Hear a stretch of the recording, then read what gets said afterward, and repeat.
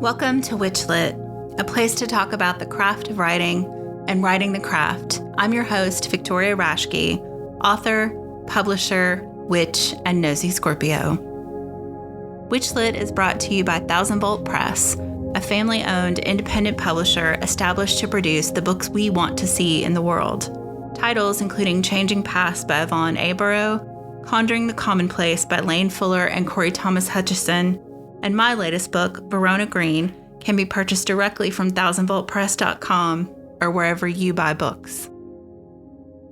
Kevin Quiles earned his Master's of Divinity degree in 1995 and his Master's of Arts degree in Community Counseling in 2011. He served in hospice for 15 years and has been a licensed professional counselor for almost a decade. Kevin is the author of Spiritual Care to the Elderly and Dying Loved Ones, Last Breath Awareness, and has written over a dozen articles. He is the founder of Conversing with Death and currently lives in Georgia with his wife, 2 children, and a favorite 4-legged friend. His latest book is Bring Your Pen, Bring Your Broom, Conversations Between Therapist and Witch. Kevin Quiles, welcome to WitchLit. Well, thank you, Victoria. Did I give you all that to say? I got it out of your book. Oh, okay, I got you. I don't remember because I've gone to some places, and whether it's lecture or whatever, and they ask me for something to introduce me with, and I don't know sometimes if I give it to them or whether they read it. But you read it off the book. I got it out of the book. So our first question for everyone on the show, I'm excited to talk about the book, but I always ask this first. And I think this is interesting for you because you've got a lot going on. Okay. So you're a therapist, you run an organization, you do all this stuff. So why write? Why still write books? I think that's, to me, when I first started writing, and Spiritual Care to Elderly and Dying Loved Ones was my first book. And when I did that, all those years in high school where I didn't pay attention to the English teacher, I said all of that really came to haunt me because I was terrible at writing. And it took like 1, maybe 2 editors to help me with it all. But it's interesting now. That book is over a decade old and still is a good classical book for people and professionals who work with end of life. But when I ended up writing more and more, that to me is one of the most therapeutic expressions that I can find. I'm not a good artist as much as I love art. Like I can go and just really get into people's art, but I don't really do a lot of drawing or anything like that. Mm-hmm. But writing to me is pretty powerful and cathartic at times. And so to me, and when I write, I can write pretty fast now. And as I write, I have this like creative, really like this creative juice that goes when I hit a particular topic and it really matters to me, like I did with Bring Your Pen, Bring Your Broom. I got that book done in about a month and a half. Mm-hmm. To me, it was just, and it was almost as if I was not alone with it. Now that's just, that probably can be explained in other ways, but it felt like, wow, this info is really moving and really flowing.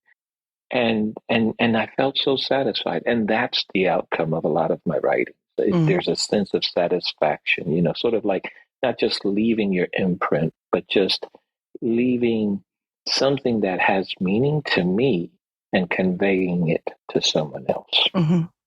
Yeah. Yeah, I think that makes sense, especially with your work and having read the book.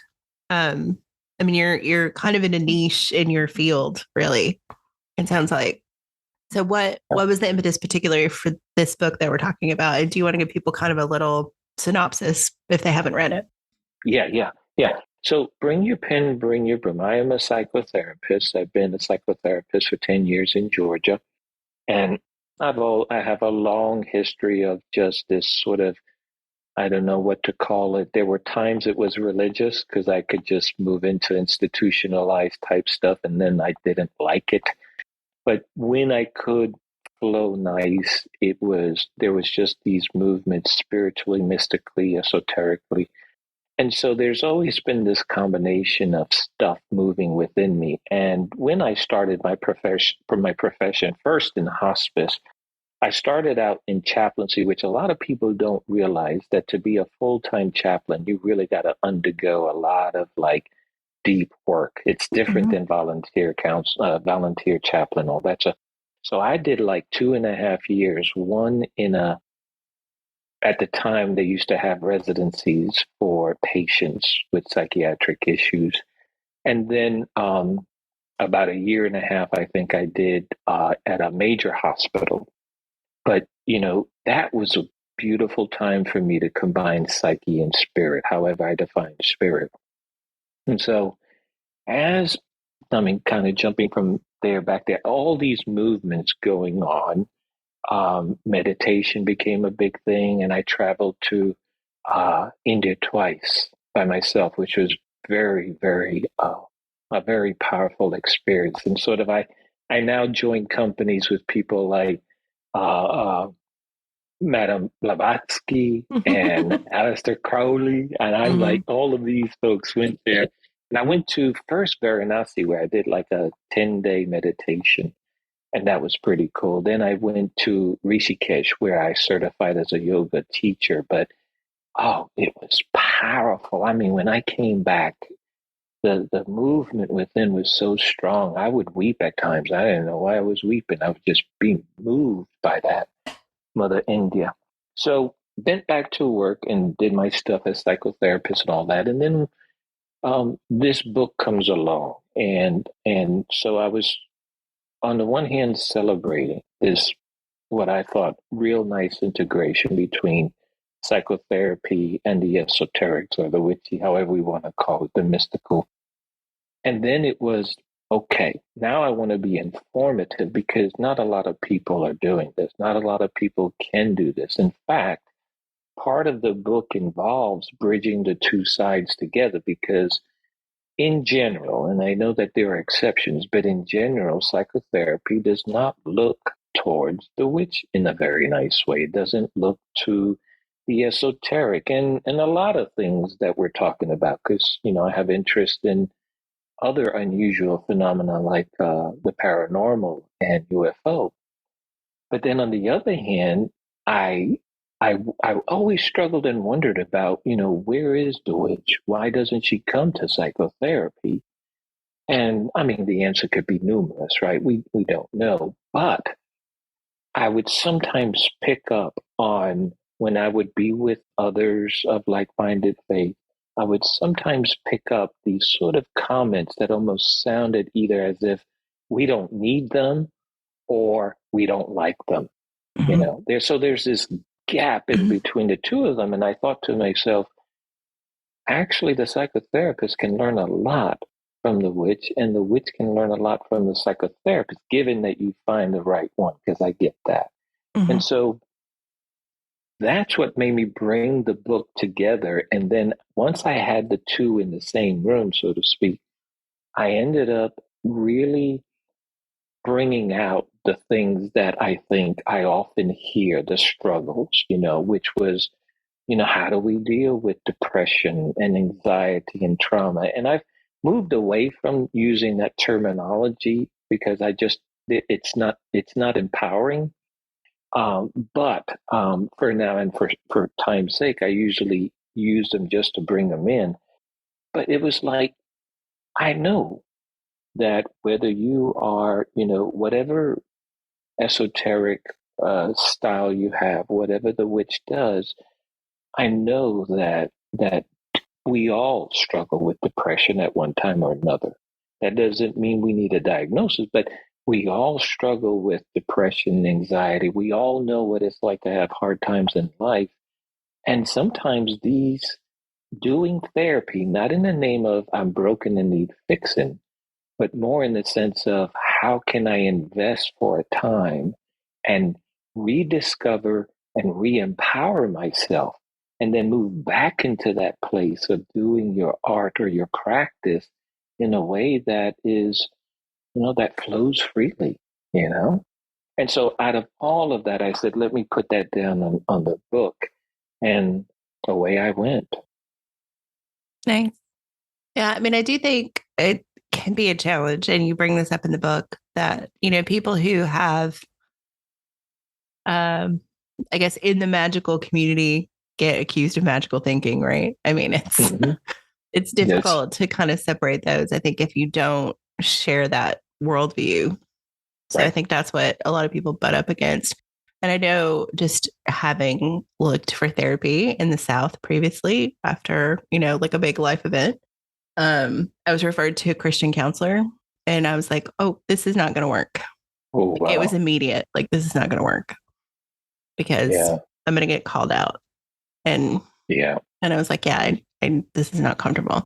So I can see how that would be something. I mean, from my personal experience, yes, it's real. Well, I think that's an excellent and unfortunate example, but it's real. Now, I spend a good time holding the magical community accountable, and that is, I worked quite a bit, whether it was with psychosis, delusions. I've worked with people who have struggled with stuff like that. And so I have an eye for that. And in my book, I try to sort of bring in this balance of saying, look, celebrate your work, celebrate your practice, but hold it at times just at arm's length in order to just look at it carefully and make sure that you're not falling into something that might be concerning, because those things happen.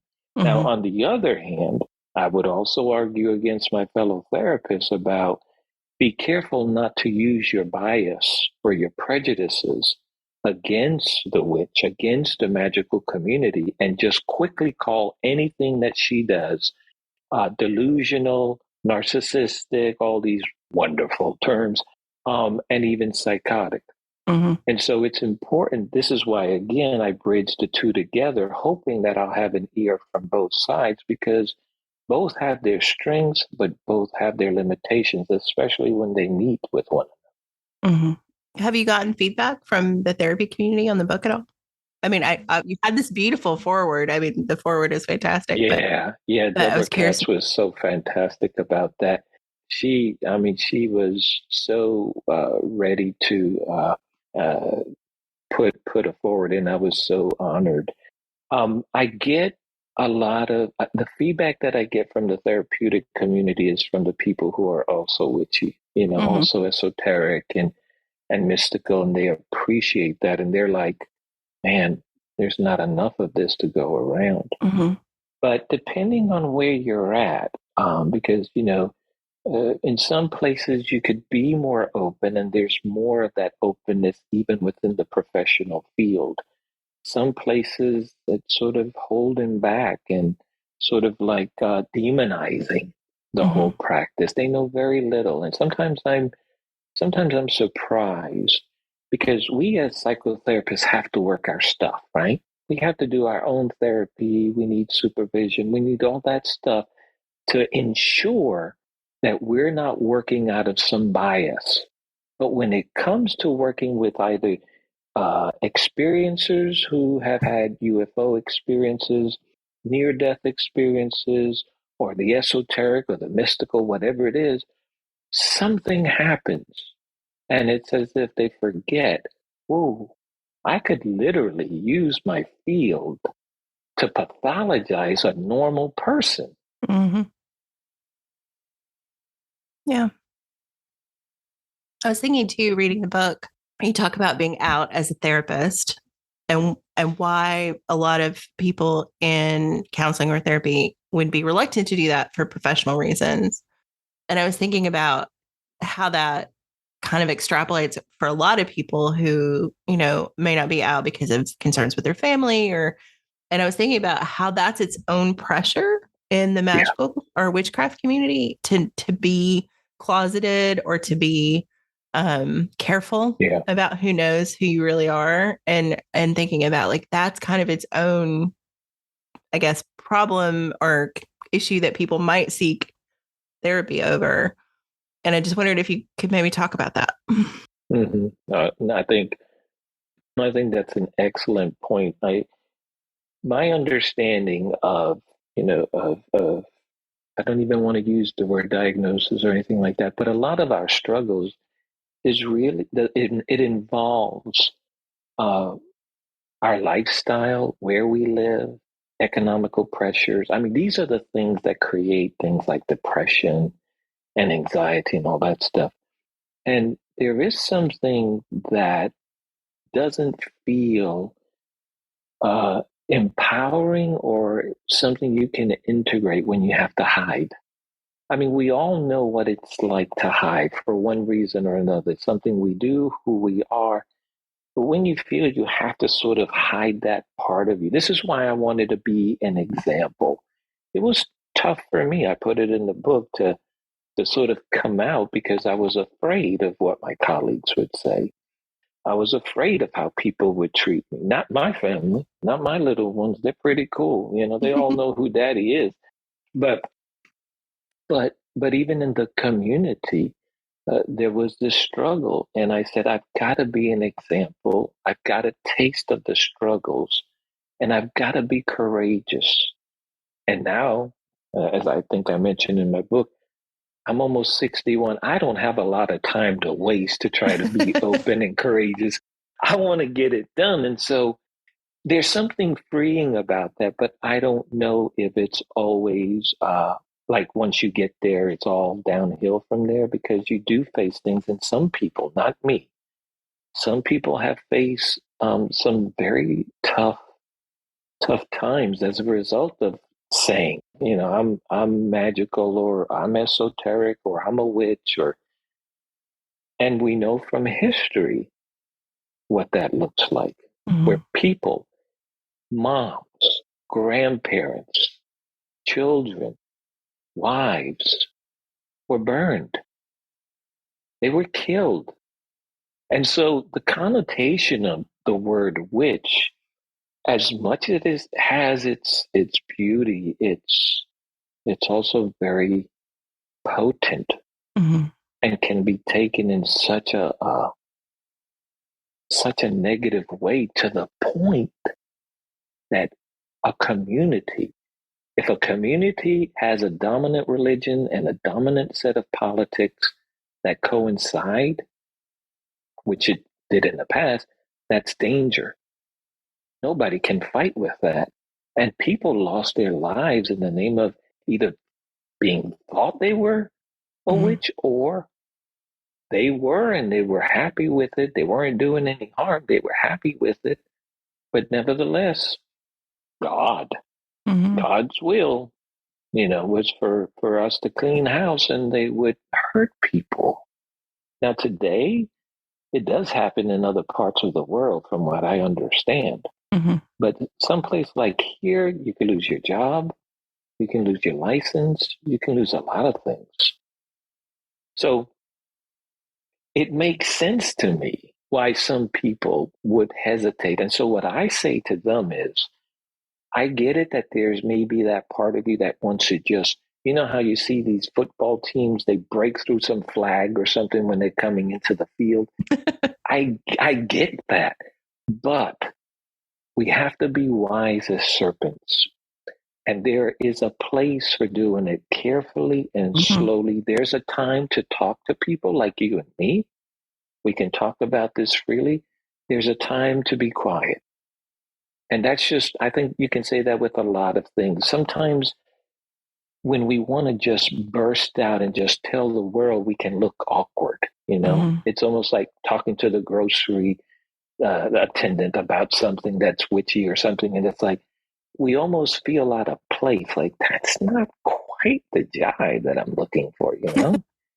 Yeah. So we want to be careful. We want to be wise, but we also want to work towards opening up because you're right.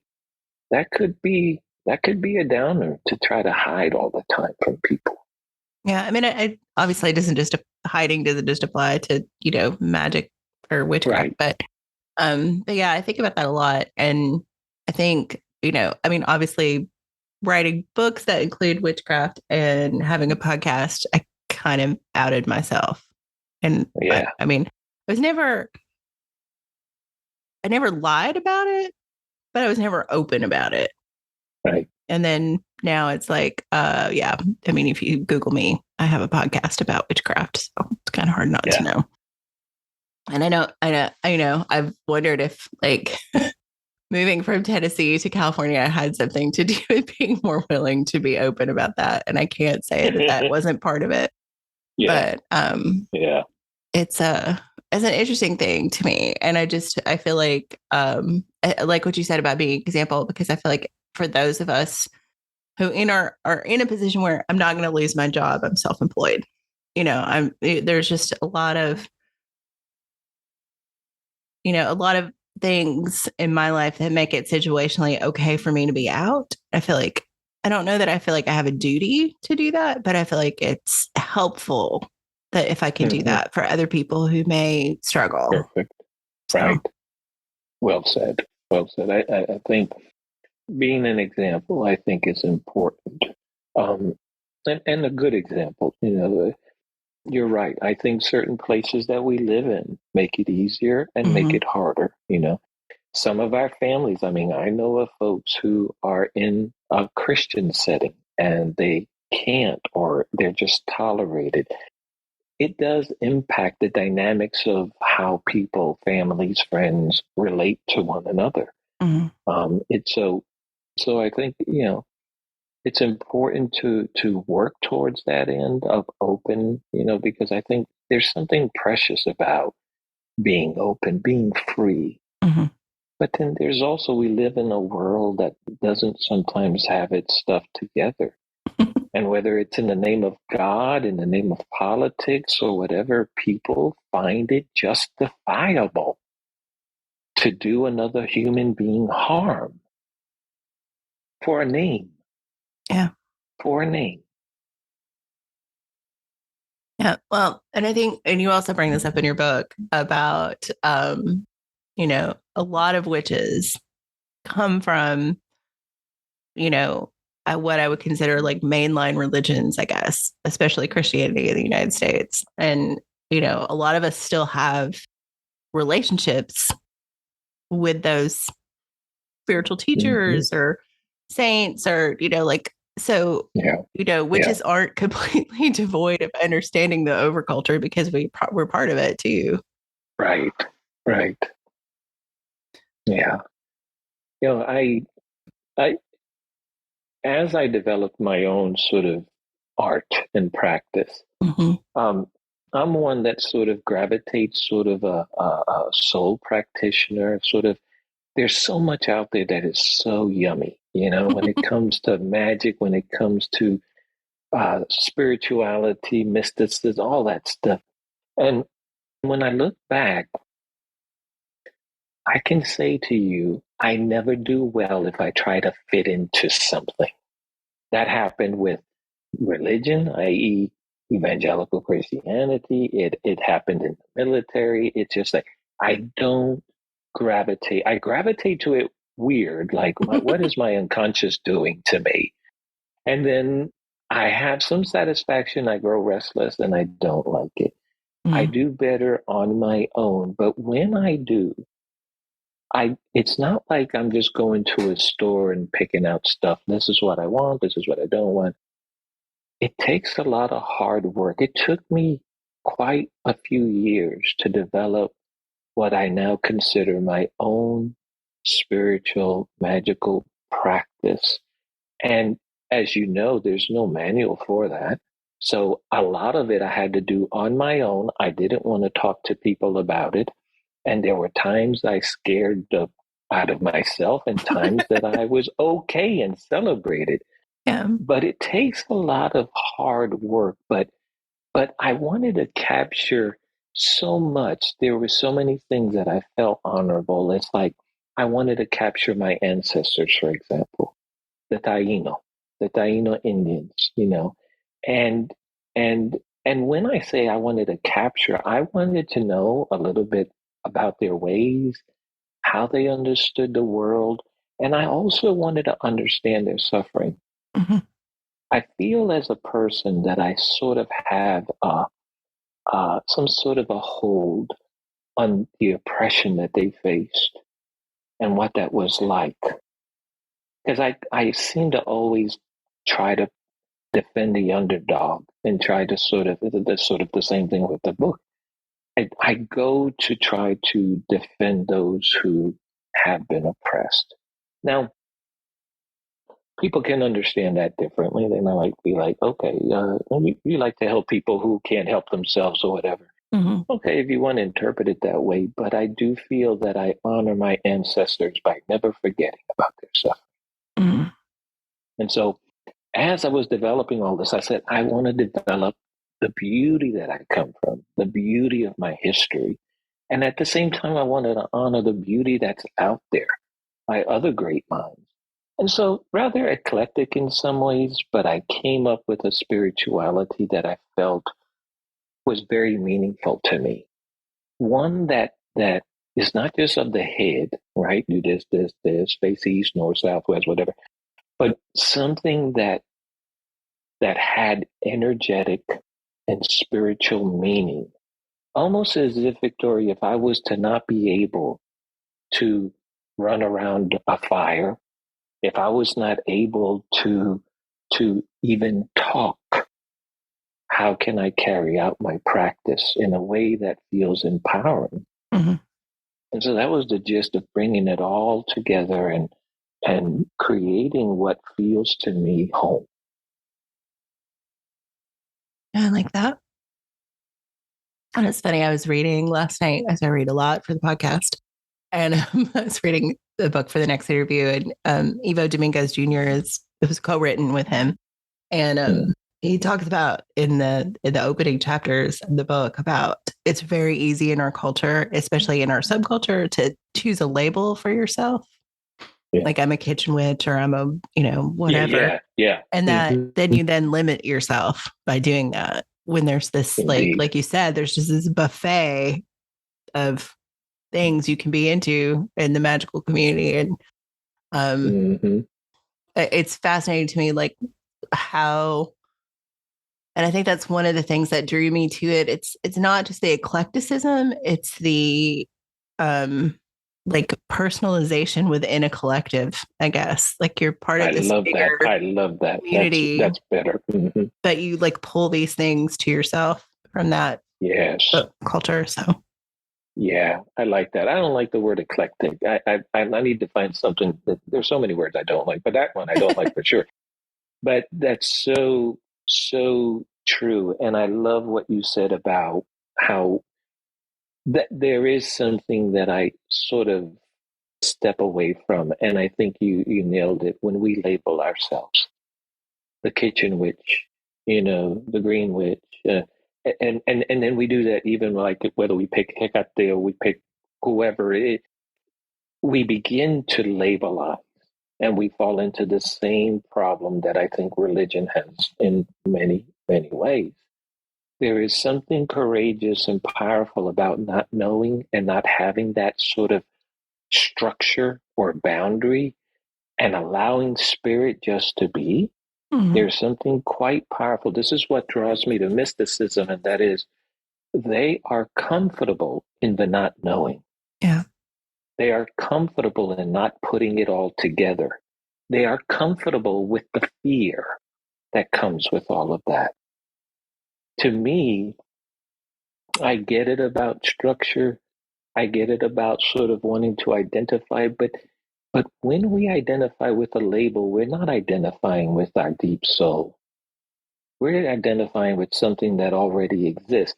And we've made that mistake before. I'll label myself. This is who I am. I associate with this group, with this person, or this color, or this theme. And the next thing you know is we're not satisfied that we haven't found ourselves. And what I love about the magical community as a whole is that you can find the dark and the light, which is exactly what we are, the dark and the light. And when you go to the light, there is all sorts of stuff that happens. And when you go to the dark, there's all sorts of stuff that happens. Yeah. But if you can move in and out in ways where you prevent yourself from labeling or saying, I've discovered the way that you and everybody should practice.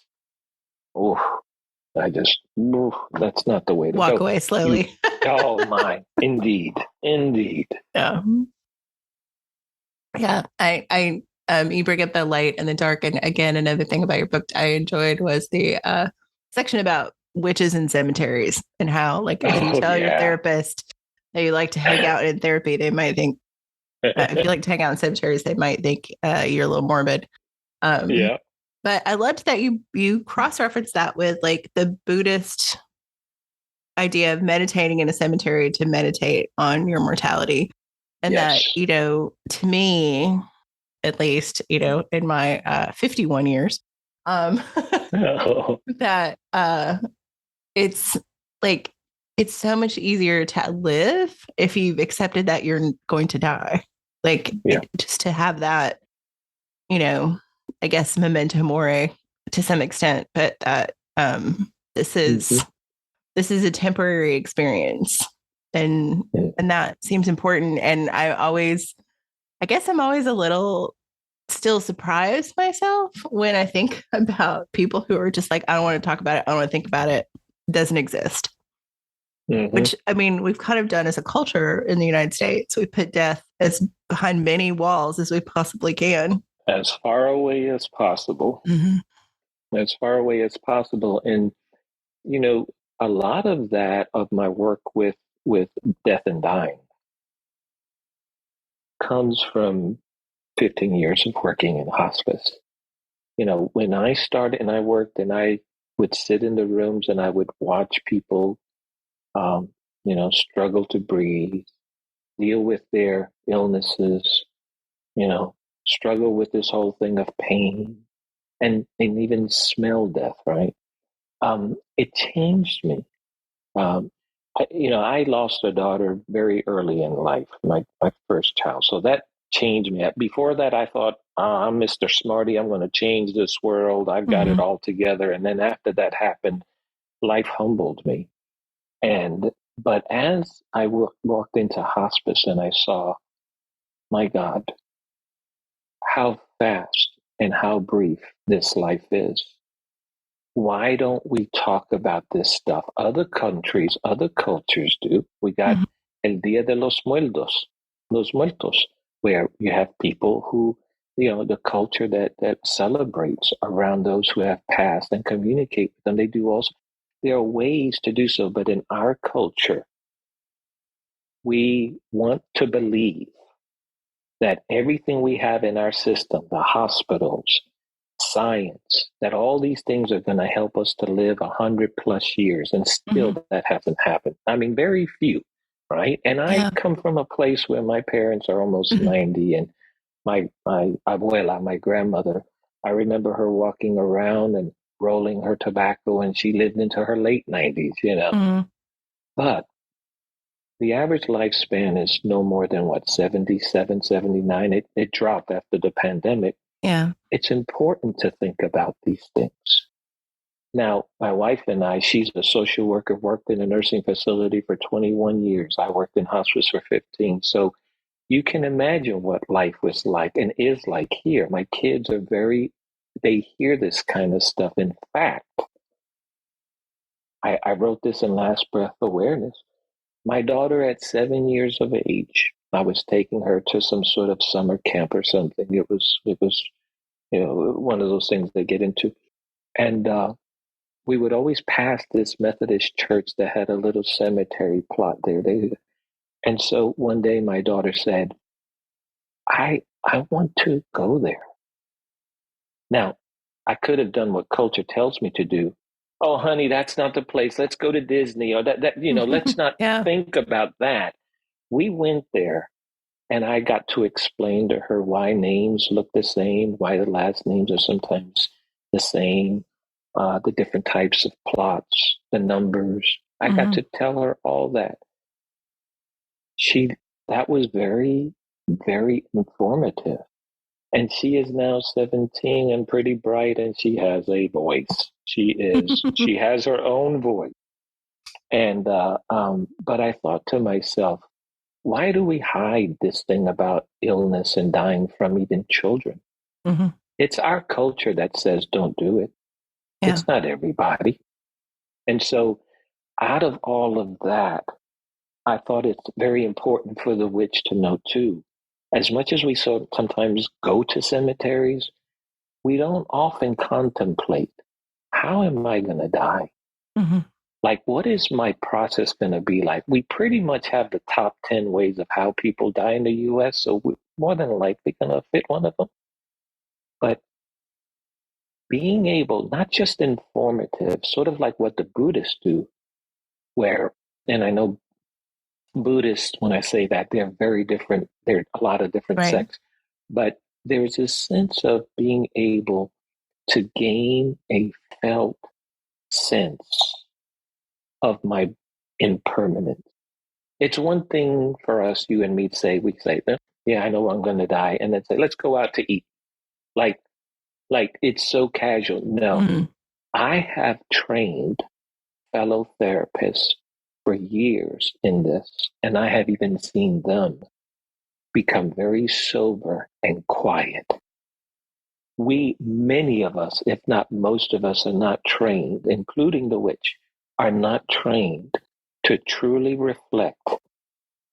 I'm going to get old, I'm going to become ill, and I'm going to die of something. And so at the end of the book, towards the end, I call it the witch's wheelchair, because we who are in the practice will one day not be able to walk around and jump and fly or whatever it is.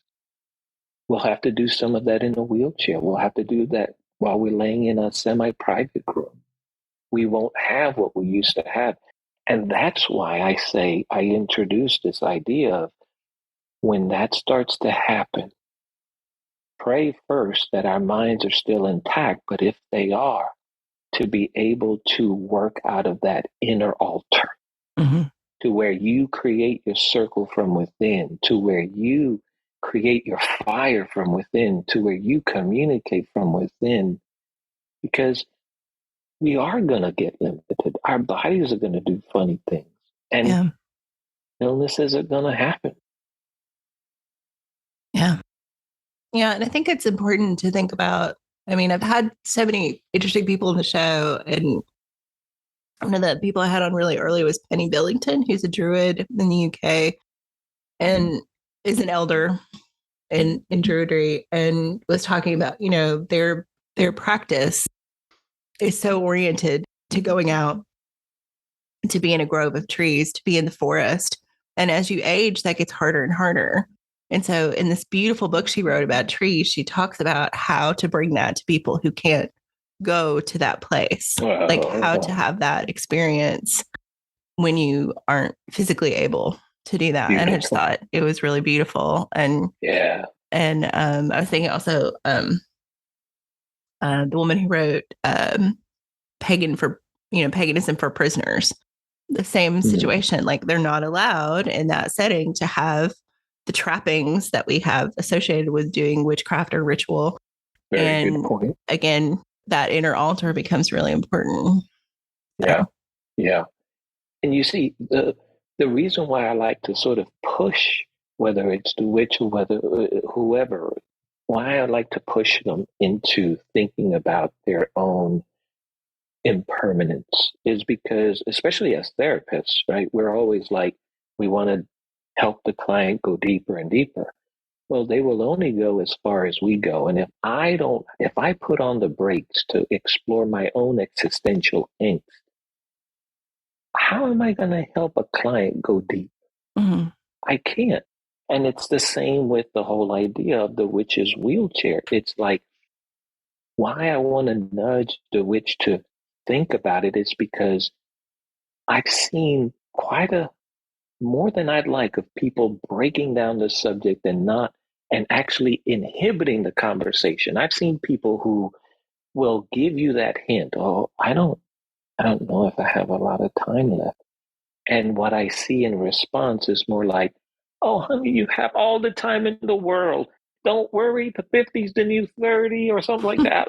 All this stuff and I'm like, that is such nonsense. That is such nonsense. The truth be told, when I wrote that chapter of The Witch's Wheelchair was because I had our elderly in mind.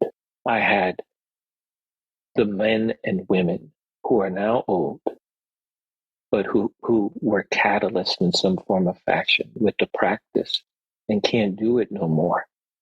And unless the younger of the tribe can be brave enough to understand impermanence in their own lives, they'll be able to walk into that nursing home where one of our elders are and be able to bring something to them as opposed to staying away from the nursing home or not talking about, what's going to happen. Yeah. We owe it to them. Yeah. And I think it's funny you bring that up because I think it's one of the things about, I guess, the diffuseness of the magical community is that we don't have that structure like Christianity, like around a church Right. or anything. And so we have to build those ourselves kind of interpersonally. And those, yeah, I mean, it's really easy to go, I don't want to do that. That's, Yeah. when that's Right, part right. of, Almost that's like part it's of a building a choice of community. Right. Mm-hmm. Mm-hmm. Whereas, yeah, you're right. That is such an important point about that. It's not like there's a manual, apart from maybe something like Wicca or something like that, right? Mhm. There's just no manual.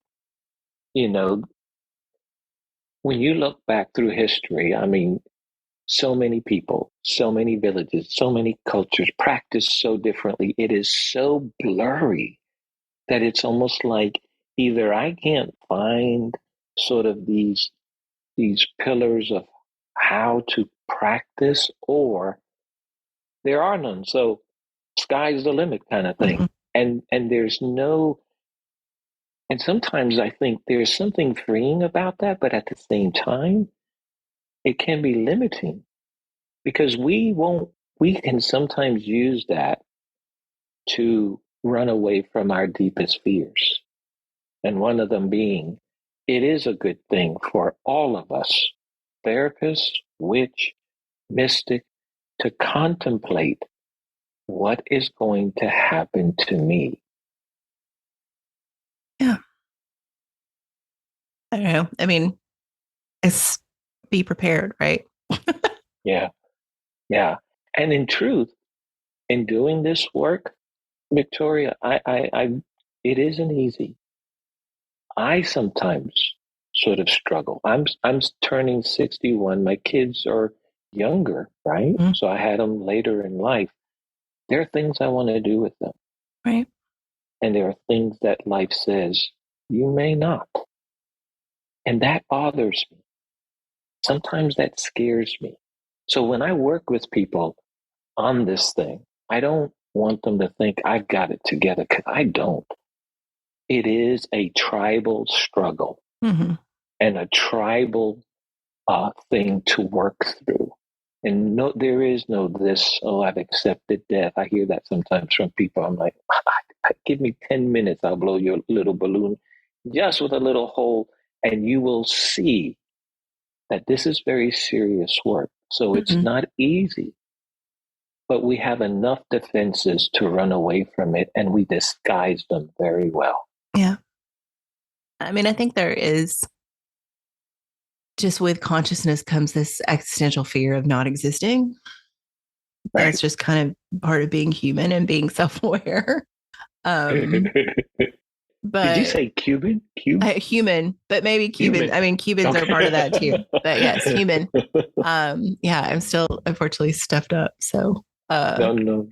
but no, I do think about like, one of the things that I have found in magic and witchcraft that I didn't get the same when I practiced Christianity was the continuity of our souls in the same way.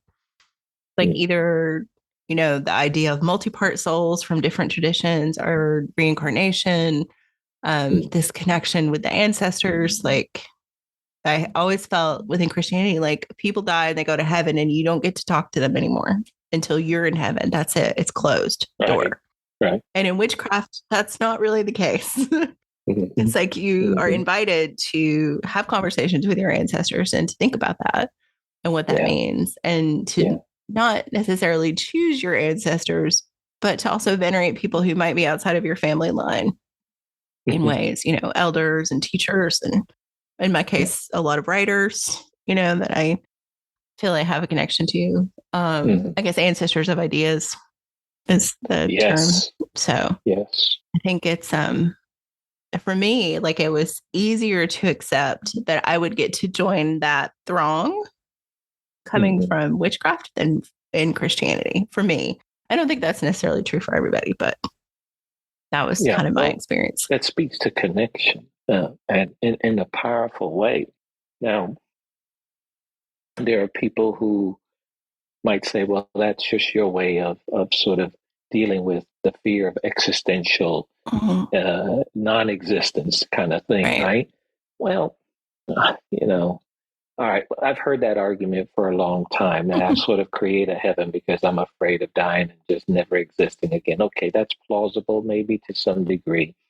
But then you hear people with near-death experiences, or you have people who have encounters with apparitions or spirits. All of these things are sort of nudging that there's more.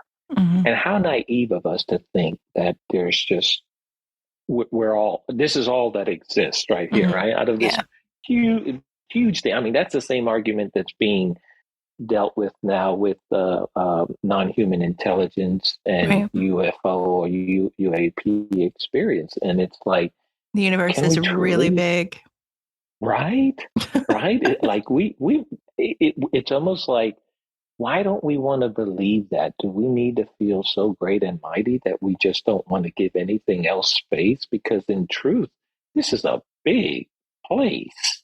I have wondered, like, what happens with very centralized religion, Abrahamic religions, when, extraterrestrial life is proven, like we have it, on the spot. Like, what happens? Like, what kind of crisis of faith does that cause?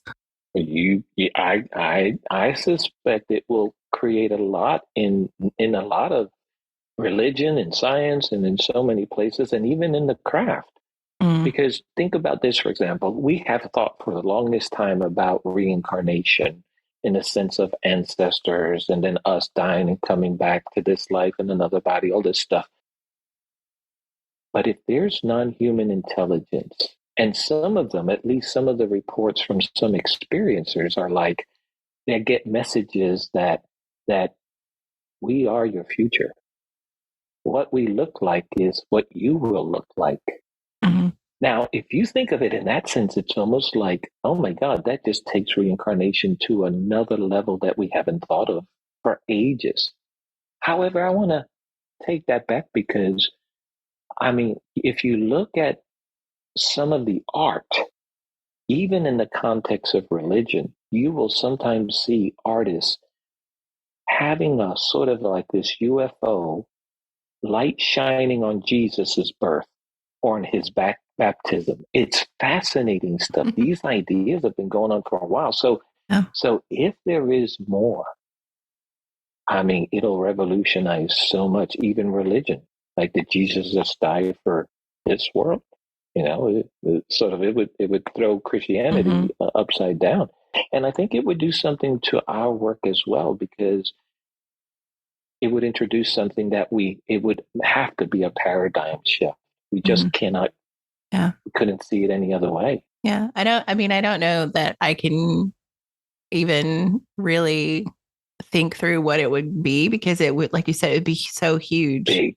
Yeah. That it's just hard to, But people are struggling with the fact that, dolphins are way smarter than we think they are. So, it's true. I know. Yeah, I've always joked that if reincarnation is real, I want to come back as a dolphin on a planet that doesn't have fishing boats. That's my plan. But we'll see if I get that or not.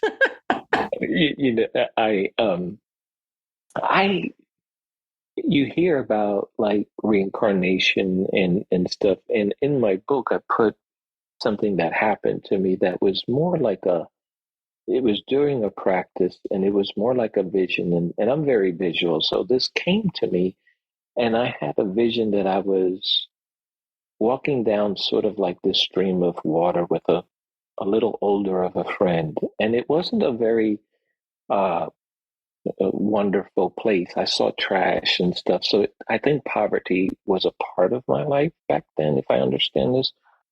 But, it's not like today, whenever you talk about reincarnation, people want to go and they want to find the Cleopatra that they were, or Yeah. King Tut, or all these Yeah. great and mighties. And I remember somebody saying, man, many of these lives, it was boring. It was just another Yeah. life. So when You were I a went with serf. that, You were yeah, yeah. yeah, right. And so, and in that vision, I looked ahead and something gave me the feeling this is where I was killed.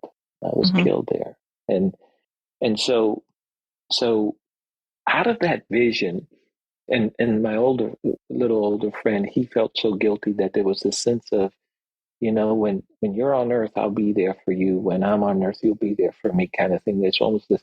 So when I thought of that, I'm not one that looks for that kind of stuff. Like, I don't go Mm-hmm. around trying to find my past lives if I have any.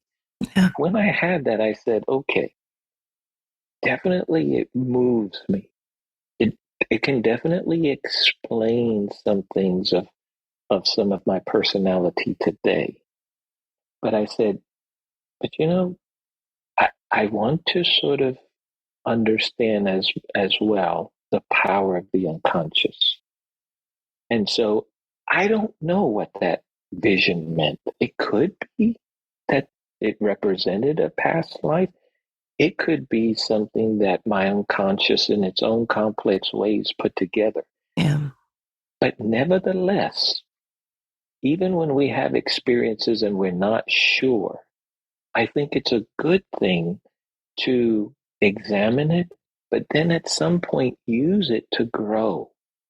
Like, I don't know about that vision, what it was, that real or not real, but I could take out of, sort of like we do with books, fiction books and movies. Mm-hmm. We can take out of stories to better our lives, you know? Yeah. Oh, I feel like this is fodder for an entire new podcast. Like we could talk about this forever. Oh my gosh. We could, yes, yes. Yes, but I want to do our last question, and Okay. I want to make sure that we don't eat all of your day or the listener's day, but Or your day or too, my your day, day yeah. too. But Right, right. so before we get to the last question, do you want to tell people like Okay. where they can find you? This will air kind of early summer.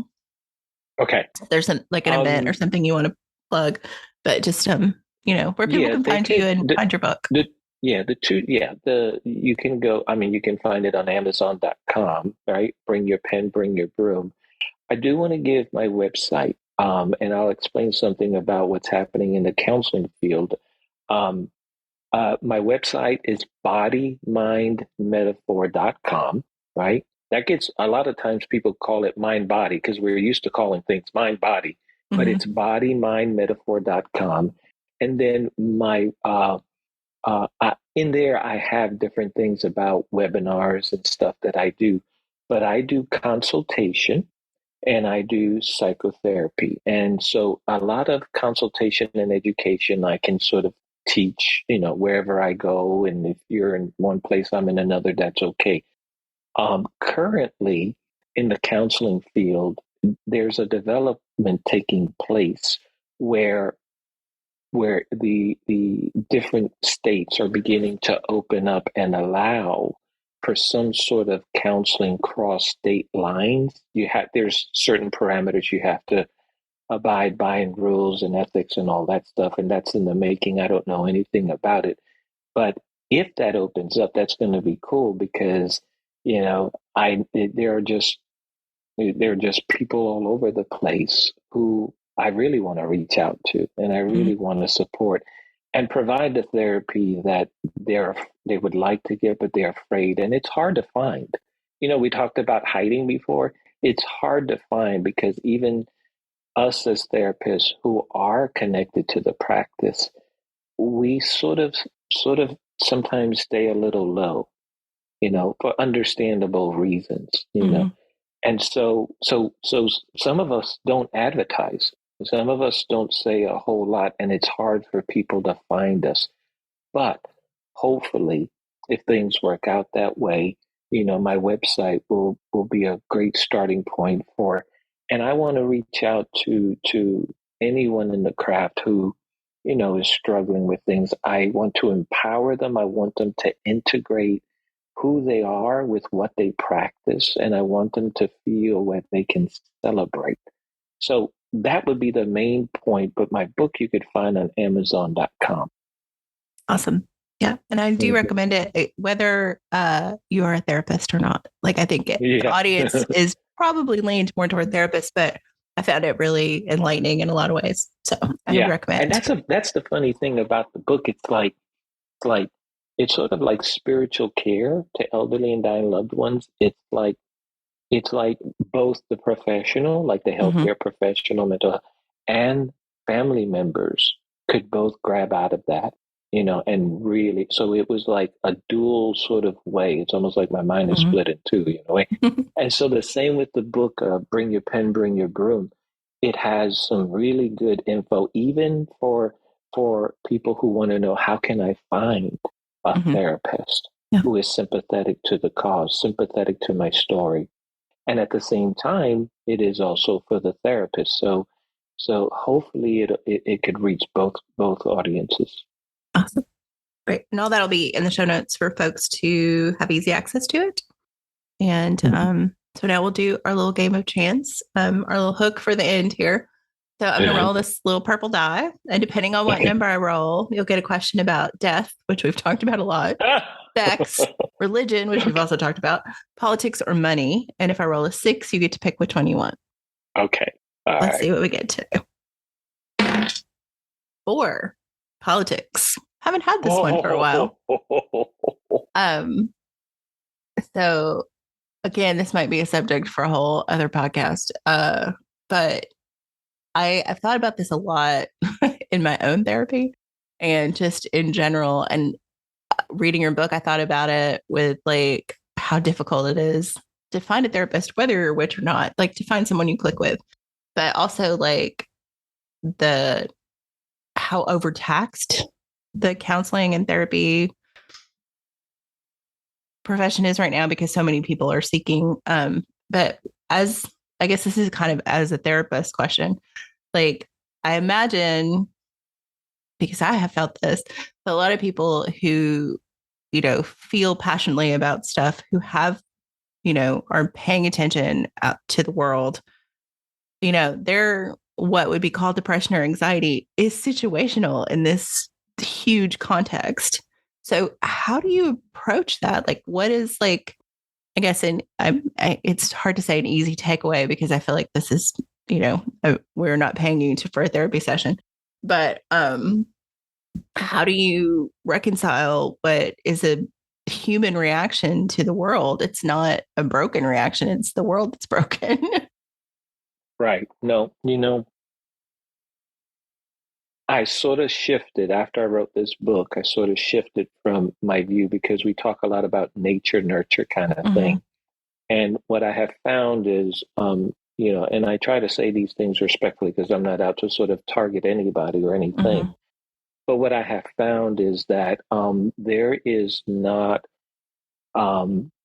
convincing evidence that it is about us being broken. It is more about the world being broken that causes a lot of the things we struggle with, whether it's anxiety or depression. It's sort of like trauma, right? Trauma comes from without. And so, but it's a very scary thing, Victoria, because the entire system is so set up to where it's under the theory of a diseased model. That, that if you have depression, it's because you have a chemical imbalance, or if you have anxiety, it's because of something to do with,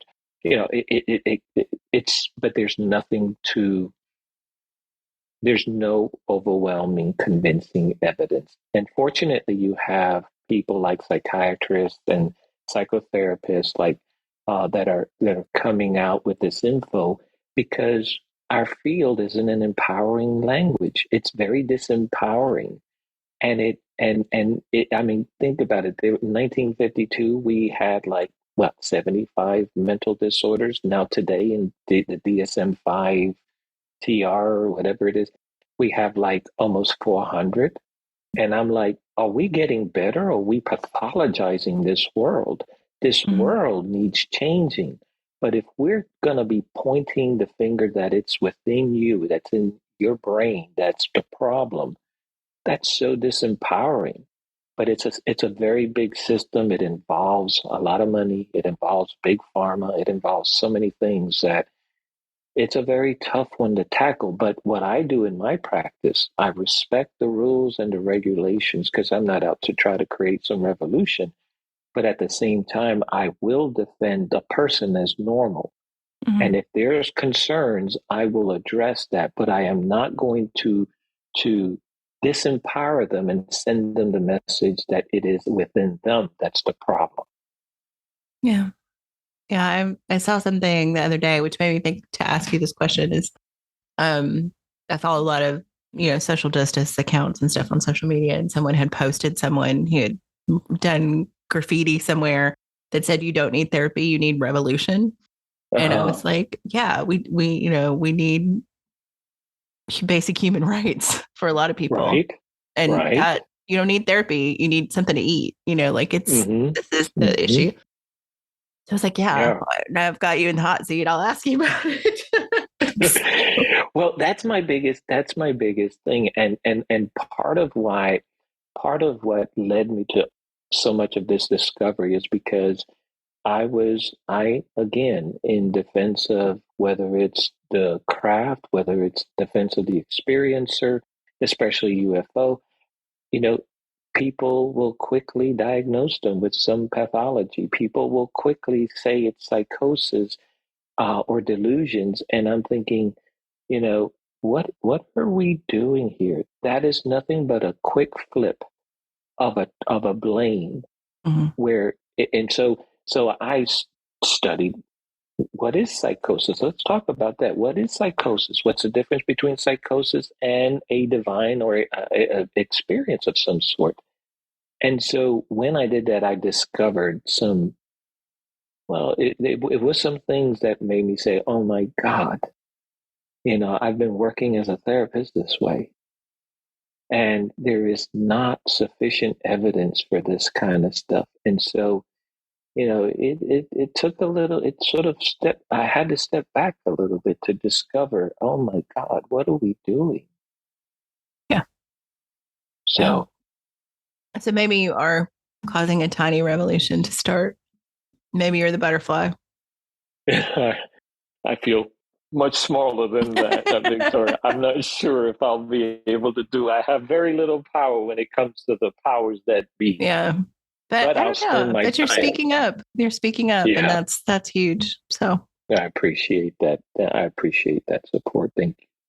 Awesome.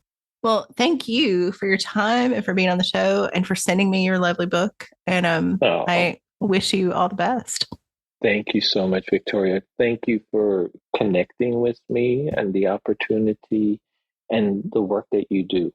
I know that, you're sort of in that room doing it by yourself kind of thing, and you do a lot of work to prep, but it's important for your voice to be out there. Thank you. I appreciate it. You're welcome. Thank you. WitchLit is a production of 1000 Volt Press and is edited by Julian Rashke. Our intro music is Cosmic Glow by Andrew Kay, and our outro music is Voices by Alexander Shenekar. Transcripts and all our previous episodes are available at witchlitpod.com, and you can follow us on Instagram and Threads at witchlitpod. Please help other witches find us by leaving a rating or review wherever you listen to podcasts. Thank you for listening to and reading WitchLit.